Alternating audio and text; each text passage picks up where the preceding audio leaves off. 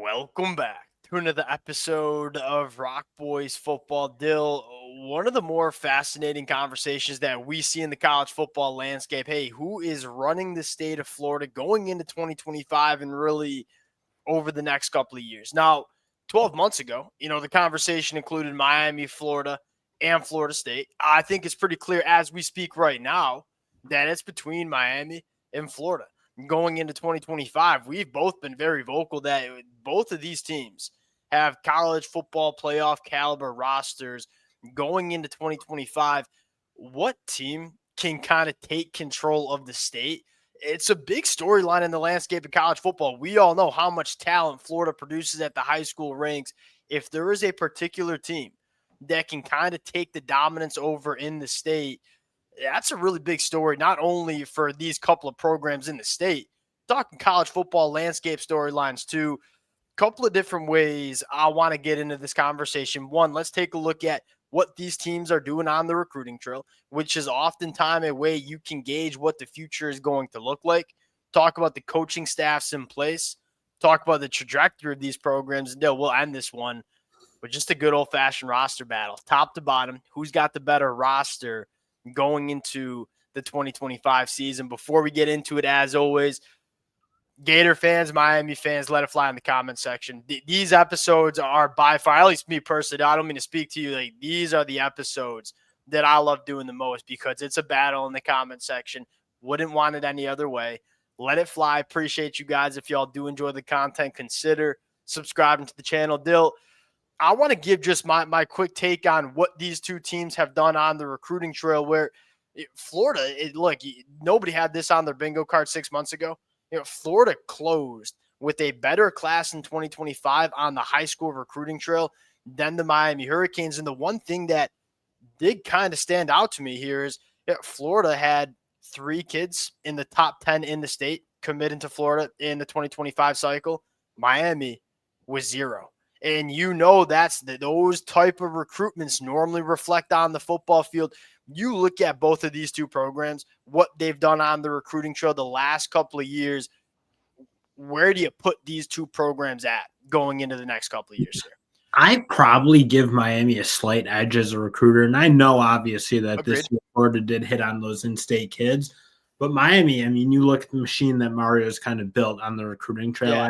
You're just stacking really good classes. I see how he's building the lines of scrimmage and how good they are, especially at those two spots particularly.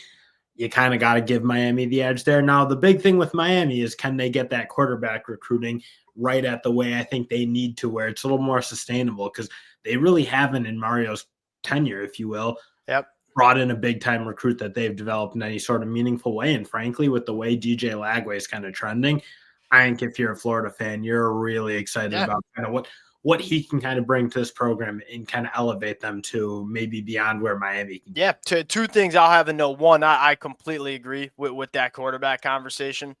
I do have a ton of confidence in true freshman Luke Nickel being a guy for it. Like I just not to be a jerk, but like when they took Judd Anderson, you kind of just knew Judd Anderson what he wasn't going to change the program for Miami over the next couple of years. I look at Luke Nickel and I look at Coleman in the 2026 class. I do like the quarterback recruiting where it's going, especially under Shannon Dawson, because I think he can develop quarterbacks too. Like you give Luke Nickel this redshirt year sitting behind Carson Beck, I do think he can be a guy that can win a lot of football games for this Miami Hurricanes program. The other thing I'll note is I do love what Miami's done in the portal. It's only when you talk about talent acquisition, you look at the high school recruiting first, because that's how you win national championships. That's how you win conference championships. But can you supplement in the transfer portal? I think Miami did a brilliant job attacking their weaknesses in this offseason in the portal. And that might be the reason why Miami maybe finished with what I think a lot of Miami fans would consider a lackluster class in 2025, because they knew they wanted to put a lot of resources, emphasis on getting some of these positions right in the portal. Going on to the next conversation here, that's the coaching staff. I have 2 question marks here, one for each program. You look at Miami, did they get the defensive coordinator hire right? And largely, did they get the defensive staff right going into 2025? Because it was a disaster in 2024. And then for Florida, your big question mark is, all right, Billy Napier, he's going to be a gladiator and go out there and either live or die on the sword, calling the plays in 2025. I've been vocal. I don't have a ton of confidence in it. Billy Napier has not shown me during his time at Florida that he's an elite play caller. Would have liked to seen him bring in an offensive coordinator to call the plays. These are two massive stories. I like the coaching stats for both of these programs, but you do have two question marks for each of them. How do you feel about these two coaching staffs heading into 2025? Yeah, and I got to be honest, I think both their fates are kind of hanging in the balance a little bit. Like, I don't look at either of them as like a Dan Lanning where I look, or a Marcus Freeman, let's say, where I look at two coaches who I think you have a lot of confidence in what they're doing, how they're managing their programs, kind of all those things. I think you got two coaches who, I mean, these are huge, huge years for both of them. They're both going into year 4. I think in Billy's case, obviously, it's been pretty disappointing start to finish. Obviously, they closed out 2024 in a way that, if I'm a Florida fan, would get me really excited to kind of see what they can be and if he can kind of finally take that step to winning on the field. And then you got Mario, who, again, he's put together really, really good football teams. He's put together good rosters, and we're waiting for those teams to put it together. Because even in 2024, I think this speaks to me being a little bit higher on Mario than most. Is, look, we're all disappointed with the 10-win season with Miami.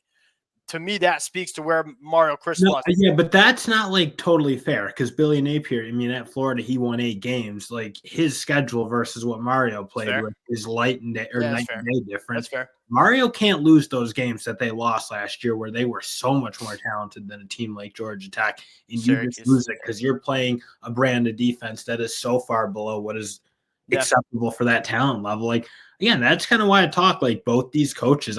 They have a lot to prove, because I don't know that I'm totally buying either at this point. Yeah. I think there's probably a lot of Miami and Florida fans that probably agree with that sentiment. And then you get into this conversation of, all right, the trajectory of both of these programs.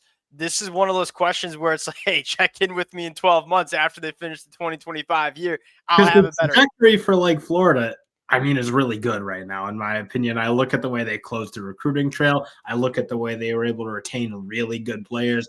Their roster, both guys from entering the portal, but also entering the draft, like a guy like Caleb Banks or Tyreek Sapp, George Thomas, those type of guys. I love where Florida's at right now. But again, like we've kind of had confidence in Florida in other years, and they've not won enough games yet. So I like where Florida's going, but again, Billy Napier. But my question was, have we ever had the amount of confidence we have going into 2025 with this Florida? No, because even last year, like, well, they're not going to win a lot of games, and they were doing episodes. We were doing episodes last year about who's going to be the next head coach of the Florida Gators. I mean, the boys were not high on where Florida was going in the middle of September. Here, I'll note one more thing on the trajectory before we get into the roster battle here. One thing that jumps out on the screen with these depth charts, though, there's a lot less color for Florida. And what does that mean? The red names are highlighted as transfer portal additions. It means you are developing a lot of guys. And there's a lot of guys who are going to be playing for Florida who have been on this roster, been in this program for the last couple of years. You talk about something like player development, keeping your guys within the program for multiple years and kind of stacking that culture. That is something that I look at Florida's roster and say a lot of continuity. There's a lot of guys that believe what Billy Napier is doing within this program, which I think gets you excited. Now, I will say, Mario, I don't think you really criticize him in terms of roster retention either. And I know there's some color. There had to be. That secondary, if they trotted that secondary out kind of as is, like, I would have been furious from a Miami fan. They needed to revamp it.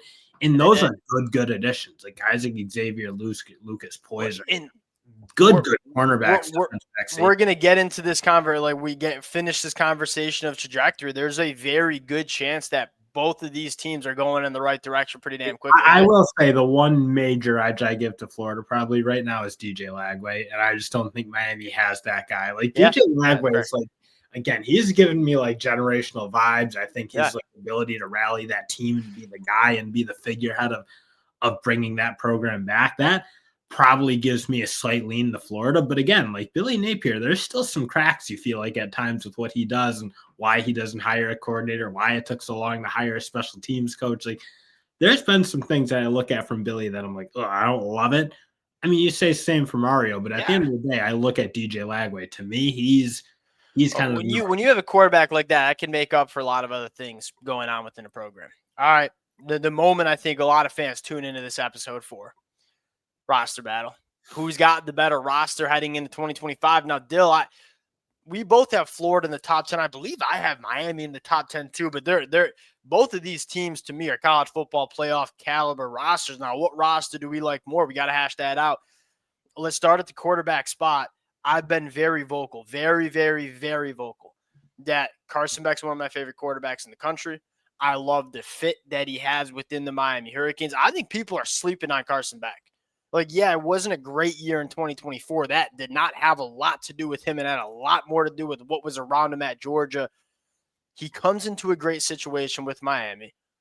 With all that being said, I'm going to lean Florida because kind of what you said as well, DJ Lagway offers a ceiling to this Florida offense that you don't have with Carson Beck, I would argue. Is Carson Beck the more trustworthy quarterback as we speak right now? That is certainly probably yes. They both turned the ball over a fair amount last year. No, But we know, but there's a longer sample size of Carson Beck being a guy that doesn't turn the ball, and half of his picks came off. Beck was elite, so there's certainly that. But I think they both got to clean some things up. I'm kind of with you. I look at where I think DJ Lagway is headed. I think you got something really special if you're Florida, I believe. Running back room. You got to give it to Miami, I think. You got to go Miami. So Mark Fletcher, I really like. Jordan Lyle, I really, really like. I am super high on this kid going into 2025, and it's not that Florida's running back room is bad. Like Jaden Bach, Katie Daniels, two guys going into year two. I like Jacoby Jackson low-key on, as well. But I think you got just maybe some more difference makers in that Miami. And I like how they balance each other out. Like Mark Fletcher, the bruiser, Jordan Lyle, the burner. I like that dynamic. Pass catchers. Miami, to me, the pick has to be Florida because there's just you have that upside with a guy like Dallas Wilson, with a guy like Vernell Brown coming in as a true freshman. But you also have some proven guys too, like a Eugene Wilson, where I look at Miami and it's like JoJo Trader. Y'all know I like him. You look at my brain kind of firing on too many cylinders arguably right now. I give Miami the tight end edge in a big way. That's my biggest knock on Florida here is like especially with how much 12 personnel they want to run and how much they want to use tight ends and put tight ends on the field. I don't see a difference maker in that position. Elijah Lofton, to me, is that guy.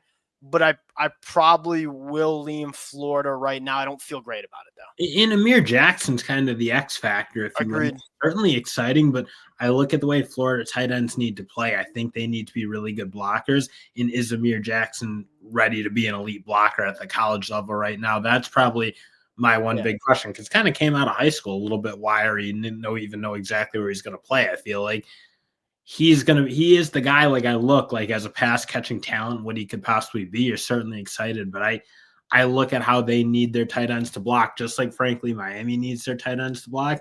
I think you have more complete players in that tight end room for the Miami. Offensive line. Miami. Who you got? It's got to be Miami. I think Miami's offensive line is like one of the best in the country. I think adding Brockermeyer to kind of shore up that center spot and have a really, really high floor, if you will, because I'm not going to say SJ can't beat him out. I mean, that's a special talent they kind of have coming out of the high school ranks.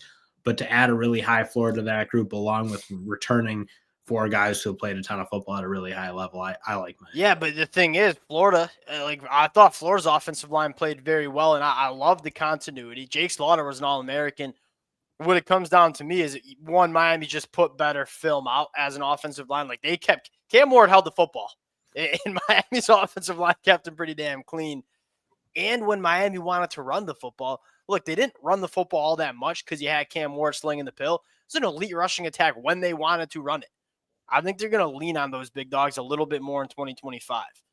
I just want to see more consistency from Florida. Like, I feel like, yes, they did get better, but it started pretty weak. I was like looking the first games. That's fair. This offensive line is not good enough. Again, they started to play better. I do think Lagway's ability to be a little bit creative, and I know he was hurt and or had the hamstring, so he wasn't as kind of mobile, but even his ability to navigate the pocket, I think, did help that unit out a little bit. that unit to me, I think, is more prove it mode than Miami, where I'm pretty much like just roll the ball out. Those guys are going to play ball. Yeah, I love the fact that Florida returns 4 out of their 5 starters. I think that's a big deal when we're talking about evaluating offensive linemen. But the pick has to be Miami because that offensive line was really dang good in 2024, and they don't lose too much. They're gonna be really dang good in 2025. Defensive line. I'm gonna put you on the high because this is the one that I had in my notes that I was just going back and forth. I might just argue with you to argue with you here, but I'm gonna put you on the floor first. Who you got defensive line here? Probably slightly into Florida, and it's tough because my one question with Florida is, are they deep enough in the middle? Like Caleb Banks, best defensive tackle, I think, in On this, these two teams, yes, in agree this with that. roster battle, if you Yep. will. And then I think I think the world of Tyreek Sapp. I Yeah, me think too. again, he doesn't have like necessarily super NFL traits. He's maybe not the longest, maybe not the twitchiest, but he's so strong. He's so physical against the run, does a good job being disruptive as a pass rusher. And then George Gumbs is the guy I'm kind of looking at, like how big of a step can he take? Because the guy came over, started his career at wide receiver. I mean, such a good athlete. He's one I look at. If he can get really going, I think he had a really special thing with this Florida defense, especially if Robinson and Borio can just take That's their the only question you have, and that, quite frankly, that's why I'm going to lean Miami here. And there's a part of me where if you picked Miami, I might have just picked Florida to argue with you. Miami's got to make the similar steps, though, like Justin Scott, Artavius Jones. Like those are young players that we are not totally proven yet either. So they got to make some jumps. Agreed. There is I will projection on both these defensive lines. Agreed. I agree. I am agreeing with you, but I think you have a little bit more. I don't know if you have higher upside with the Miami defensive. Yes, but there's also that floor you feel pretty good about, right? I mean, you feel really good about Ruben Bain. You feel really good. Akeem Mesidor, kind of similar to Tyreek Sapp. Like Akeem Mesidor's played really good football. It's not necessarily showing up in the stat sheet. Plays really good football for Miami. He comes back. Dill, you didn't mention Ahmad Moten, who I thought played very good in the back half of 2024. And then you kind of mix in like, all right, what does Armando Blunt look like in year 2? What does a guy like Booker Pickett or Marquise Lightfoot look like in year 2? You have that solid floor with, I think, an ultra high ceiling. And you could probably say the same thing for Florida with a guy like LJ McCray or George Gumbs. I'll give my more just because I wanted to argue with you a little bit. Big fan of both of these defensive lines. And I'd even say that you might have liked Miami on paper more on the defensive line going into last year. Like if you would have had this conversation 6 months ago, I said Miami in a heartbeat. Like Florida probably played better. That pass rush in November was elite for the Gators. Linebacker. This one I think is pretty straight up. You got to take Florida here. This is one of the most talented linebackers in the country, in my opinion. Yeah, I would have no disagreement. And again, like you're kind of interested with what these young linebackers can be for Miami because they're a little bit more athletic. Again, Maui Noah, like a good player for them. He's a problem. There were moments last year like I just wish we had more athleticism in the middle of the defense. Florida, I think you look like those are modern day really good. And you know what they are. Like for Florida, you're kind of projecting, or Miami, you're projecting with Bobby Pruitt, you're projecting with Popo or Darius Hayes. Like I saw Miles Graham play really dang good as a freshman. Saw Aaron Childs play really good. I saw Jaden Robinson play really good. Saw Paul Howard play really. These guys have high ceilings, but I also saw them play pretty dang good football. Secondary, I'm good. Yeah, the Gators. When you return all 5, like what they're going to return. Yeah, I agree with that. I love that for my secondary, and I think Miami did what they needed to do. But I think that may come with some level of growing pains when you're just got guys who haven't played together at all. You have almost no continuity. And I like that they were able to retain the guys I would have wanted to retain. Like I wouldn't have wanted to see OJ Frederick like leave the building with all those guys coming in because OJ Frederick was awesome. Zaquan Patterson, a guy you're certainly excited about what he could possibly be. But when you return pretty much all 5 and you got guys like Sharif Denson who are playing at a really high level, you got a guy like Dijon Johnson who I think is criminally underrated. And then the 2 safeties we've been talking about, they've been playing since they were freshmen and they're awesome. Where you have to sit here is just like you got to see it from Miami. On paper, you're just saying, hey, on paper, I'm going to show you 2 secondaries. Who do you like more? Maybe you do say Miami. Similar to Texas A&M last year where it's like so many new faces, like you saw some big time growing pains with Texas A&M secondary. I'm not saying you're going to see a ton of growing pains for Miami, but it's like Florida was turning the football over a lot. I should say the secondary is forcing a lot of turnovers. They were playing good. We've seen it. Now they return everybody pretty much. You probably have to lean Florida too. Okay, one guy you left off your depth chart that I want to shout out, Okay. Aaron Gates. Like I would not be. I don't know where Okay. exactly they play him. Nickel. Reef Yeah. Benson's really good at nickel too. Yeah.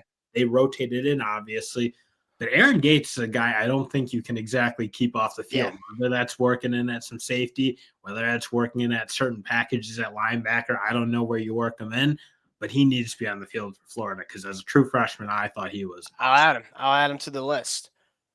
This was pretty much an even split here. This again, two teams that we think can be really good, and then all right, who's going to play better football? I will say what made the difference in the last game was the line of scrimmage play. Okay. Was so yes, agreed. So favored for I thought Miami on both sides. Frankly, Yep. That to me is where I'm looking. Like again, I think Florida started to play better, but that's where the gap needs closed. I think if you're the Gators, like that, it can't be that lopsided there. Very fair. All right. We'll close it out there. I look forward to the comment section. This comment section is going to be a battle. I love it. Appreciate you guys. If y'all do enjoy the content, consider subscribing to the channel. We'll talk to y'all later.